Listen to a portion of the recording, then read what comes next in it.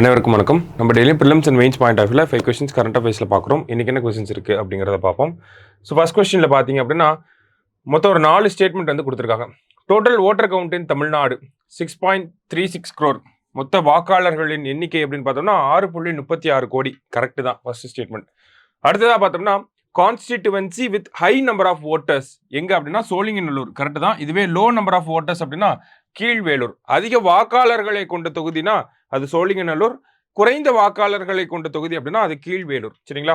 அதே மாதிரி தமிழகத்தை பொறுத்த வரைக்கும் பார்த்தோம்னா ஃபீமேல் ஓட்டர்ஸ் ஆர் மோர் இன் நம்பர் தான் மேல் ஓட்டர்ஸ் அப்படின்னு சொல்லி கொடுத்துருக்காங்க. ஸோ ஆண் வாக்காளர்களை விட பெண் வாக்காளர்களின் எண்ணிக்கை அப்படிங்கிறது அதிகமாக தான் இருக்கு.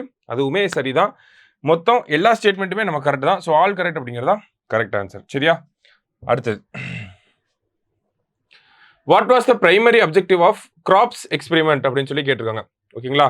Compact research orbital planet experiment அப்படிங்கிறது அந்த கிராப்ஸ் எக்ஸ்பெரிமெண்ட். சரிங்களா? ஸோ அந்த கிராப்ஸ் எக்ஸ்பெரிமெண்ட்டை பொறுத்த வரைக்கும் நமக்கு PSLV C60 வச்சு அனுப்பியிருப்பாங்க. சரியா?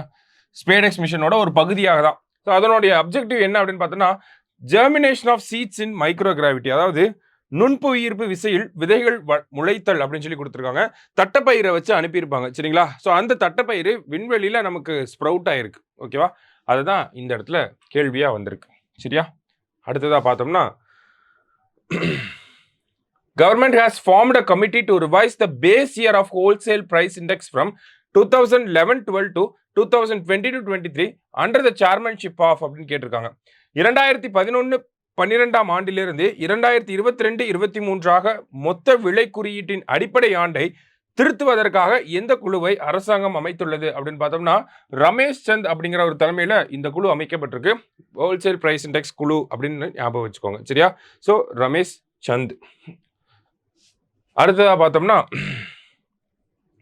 India's first glass bridges located in which state அப்படின்னு கேட்டிருக்காங்க. இந்தியாவின் முதல் கண்ணாடி பாலம் எந்த மாநிலத்தில் அமைந்துள்ளது அப்படின்னு பார்த்தோம்னா நம்மளுடைய திருவள்ளுவர் சிலையிலிருந்து விவேகானந்தர் சிலைக்கு தான், விவேகானந்தர் மண்டபத்துக்கு தான் இந்த ஒரு கண்ணாடி பாலம் அப்படிங்கிறத தமிழக அரசாங்கம் அனுப்பித்திருக்காங்க. சரிங்களா?